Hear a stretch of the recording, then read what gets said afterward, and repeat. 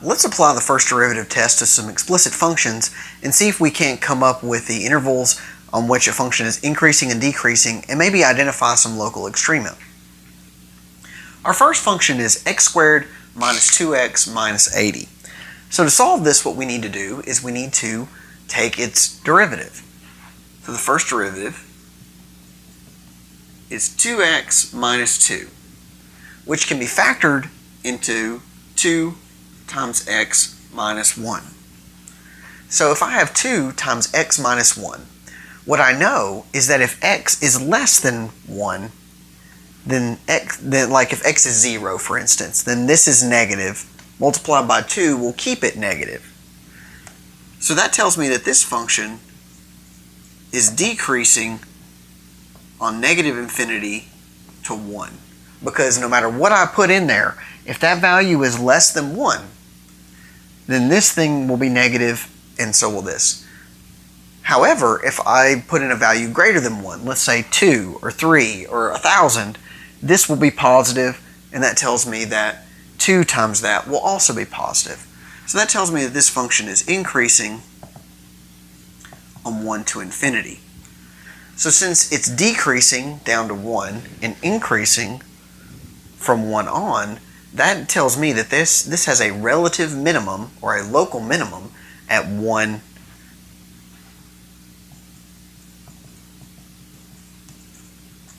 So relative minimum at, now you might put x equals 1 or something like that, but a lot of times it's helpful to think about it as an xy pair. So when x is 1, this is x, so this is 1 minus 2 minus 80, so this is 1 negative 81.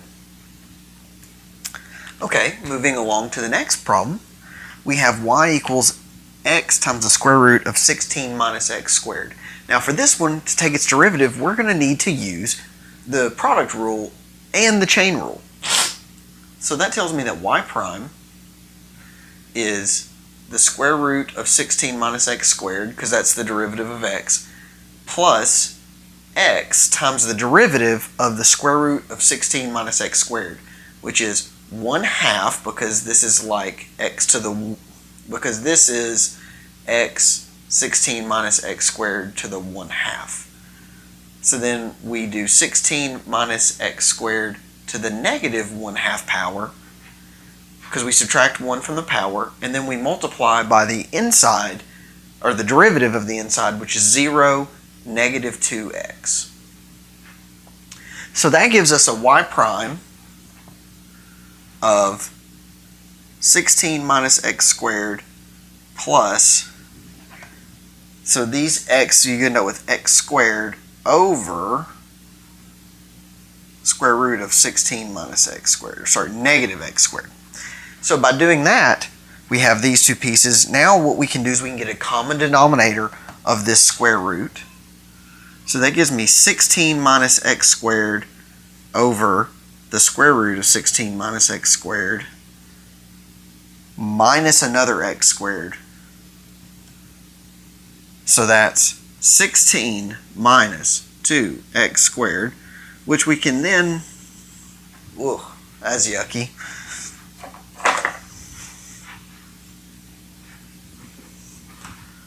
Factor into 2.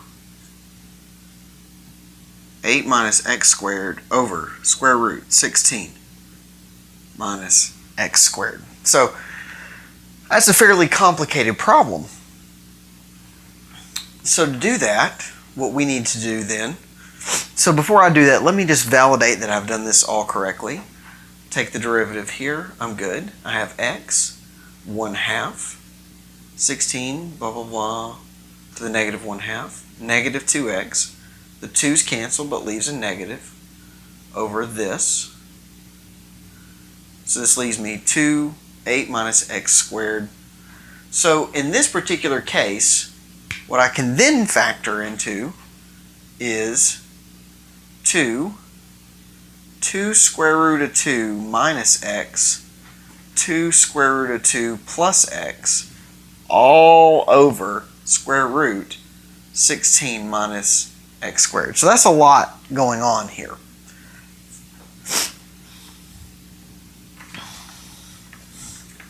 Let me check my cheat sheet real quick.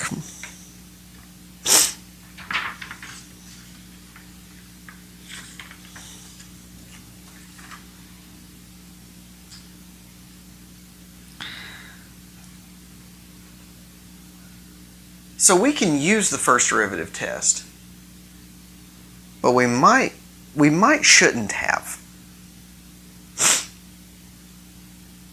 Notice we have a lot going on here. Now what I do notice is that this function is only valid, or this derivative is only valid from x from -4 to +4. And this original function is only valid from -4 to +4, because if you plug in something like -5, you'll end up with a negative in the square root. You plug in something like +5, you'll end up with a negative in the square root. So what we have is we have to segment the number line. So we have to segment the number line into something from -4 to, looks like, -2 square root of 2 to 2 square root of 2 to 4. You kind of have these segments here, because at 2 square root of 2 this thing is equal to 0, at -2 square root of 2 this thing is equal to 0, and moving and so on and so forth. Alright, sorry. Okay. So then we need to think about this. Alright, so if I try a number in between these two things, so an example number here would be like -3. Try -3, 0, and +3. Those are three values that I can plug in and check. So if I plug in -3 here, if I plug in -3, I get a positive value. No matter, by the way, no matter what, I have a positive value down here. Always have a positive value down here. If I plug in -3, it's positive here. If I plug in a -3, it's negative here. So that tells me that on this interval, f prime of x is less than 0. And if I plug in a 0, I get positive, positive. If I plug in 0, I get positive, positive. So that tells me that it is increasing here.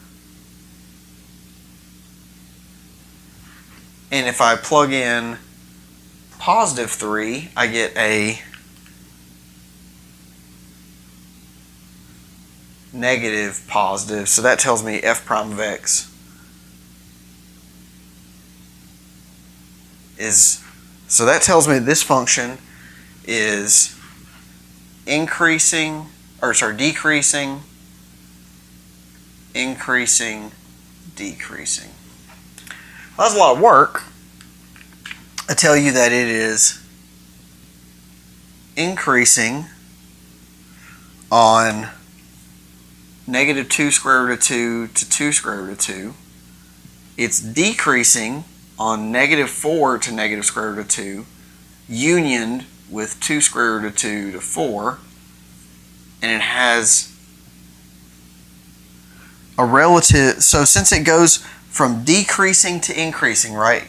Decreasing up to increasing, it has a relative minimum at -2 square root of 2 and a relative maximum at 2 square root of 2, because it's increasing to decreasing, goes increasing to decreasing. So this is a pretty challenging problem. Now I would have to plug this into here to figure out what that value is. So that would be 2 square root of 2, so that's going to make that 8. So square root of 8 times square root of 8. So this is at 8, 8. Oh, that's going to be -8. My bad. -8 and then +8. So it's going to go down, up again. So anyway, I would imagine that the function looks like, so this is -4 and this is +4. I think it looks something like that. I don't know. I'd have to think about it. But what's neat about this is that these techniques and tests help teach us a little bit about how the function behaves, which is kind of neat. So anyway, there's a lot going on here. Let's continue on. Cosine of 4x over 3. So let's go ahead and get its derivative.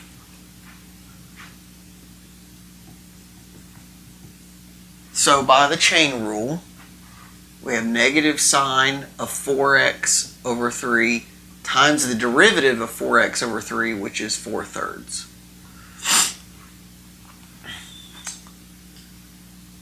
So then we have to figure out where this thing is equal to 0, and then we can figure out where it's positive and where it's negative. So if we think about at 0 proper, now we're only considering the open intervals here, but if we think about it 0 proper, k prime of 0 is 0. So then where would it be equal to, where else would it be equal to 0? Well, we'd have to figure out wherever 4x over 3 is equal to some multiple of pi. Remember, sine is equal to 0 at multiples of pi. It's at 0, pi, 2 pi, etc. So 4x over 3 equals pi. So if 4x over 3 equals pi, that tells me that x is 3 pi,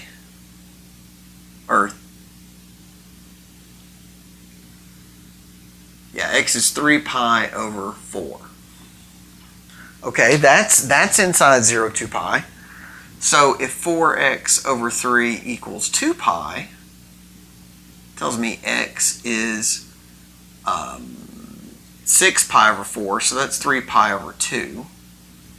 3 pi over 2, and that's in here. Now if I want to say it was 3 pi, if I want to say 4x over 3 equals 3 pi, that tells me x is 9 pi over 4. And that's outside my interval. So what I have is I have a situation where I care about 0, 3 pi over 4, 3 pi over 2, and then 2 pi. So I need to pick values between these critical numbers. Technically we would go all the way up to 9 pi over 4, so this isn't really a critical number, but it's our end point, so it doesn't matter. Those are our end points. So we can pick a value like 3 pi over 8. Well, how about we'll just pick pi here, because that's 3/4 pi, and that's 1.5 pi. And how about we just pick 7 pi over 4, something like that. Doesn't really matter. And I say that because we can think about the way that the function behaves. Okay. So, but if I started at 0 and I ended up at 0, so between these two numbers, I know that the sine function is going to be 0. So I got to know, is it going to be bigger than or less than 0 there? Well, if I say x is 3 pi over 4, 3 pi over 8, then 4x over 3 is 4 pi over 8, which is pi over 2. Okay, so that tells me that negative sine of 4x over 3 is negative sine pi over 2, which is negative 1. So that tells me that this is decreasing on that interval. But then I can think about the sine function. So if I know that the sine function is negative there, well, the sine function has that wave. It's a wave, so it's going to go down and then it's going to come back up. So that tells me it has to be increasing and has to be decreasing. Now we can validate that. We could plug in pi here. We could plug in pi to this and we get 4 pi over 3. Well, 4 pi over 3 is in the third quadrant, right? It's the third quadrant. And in the third quadrant, since the y value is negative, the sign is negative. But then we apply an additional negative, so it's positive. So we're increasing here. And then if we go all the way to 7 pi over 4, then we plug that in there. We end up with 7 pi over 3. And 7 pi over 3 winds all the way back to the first quadrant, right? It goes all the way around and up to pi over 3, which is positive. Apply a negative, that makes it decreasing. So that tells me that I have that the function is increasing from 3 pi over 4 to 3 pi over 2. It's decreasing from 0 to 3 pi over 4 unioned with 3 pi over 2 to 2 pi. It has a relative minimum, so it's decreasing and then increasing, so that's at 3 pi over 4, and then when I would plug that in here, I get a negative, or actually I plug it into the original function, my bad. 3 pi over 4, I get, these cancel, so that goes all the way down to -1. And I have a relative maximum. When I plug in 3 pi over 2 here, the 3's cancel, I get cosine of 2 pi, 3 pi over 2, 1. And okay, so again, a lot of work here. Probably took up too much board than I needed to. Or put too many problems on the board. Anyway, let's finish out the final one. This one's going to be a little easier. So we have 1 minus the absolute value of x minus 2.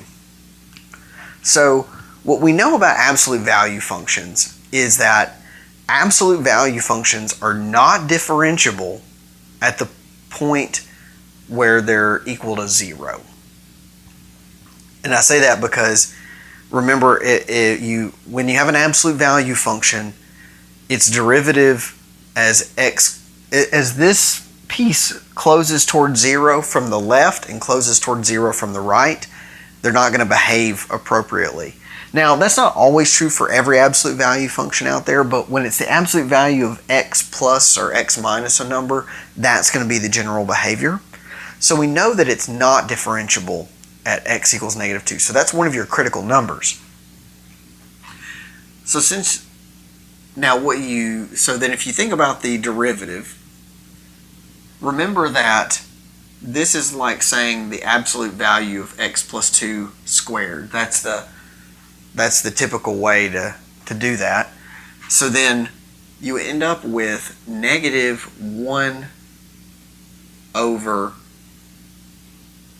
so it's going to be 1/2 -1/2 the 2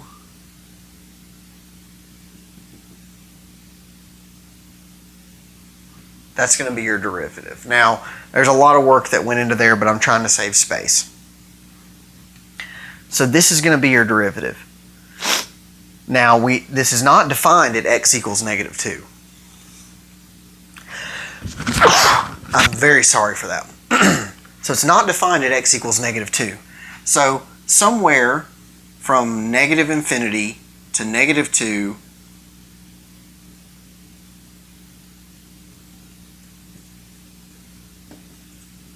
to positive infinity, we have to pick some values. So let's pick some values. If I pick the value, let's just say -4 and 0. If I put in -4 here, I get -2 on top, which negates that. It gets me a +2 on top, and then on bottom it's always positive. So that tells me that it's increasing here because it's greater than or equal to 0, or it's greater than 0. If I plug in 0, I get -2 on top, and I get a positive number on bottom, so that tells me it's decreasing. Which makes sense. It means the absolute value function. Absolute value function has that ricochet, but it's negative, so it's shifted 2 to the left, reflected down, and shifted 1 up. So it looks like this. So from infinity to -2, it's increasing. From -2 to positive infinity, it's decreasing. So it's increasing on -infinity to -2. It's decreasing at -2 to positive infinity, and it has a relative maximum at, looks like, -2, +1. Because if I plug that into the original function, when I plug in -2, that goes to 0. What's left over is a 1. So absolute value functions are a little more straightforward to figure out. You can just do that with shifts. But generally speaking, the first derivative test, these are actually kind of some difficult examples, maybe other than this one.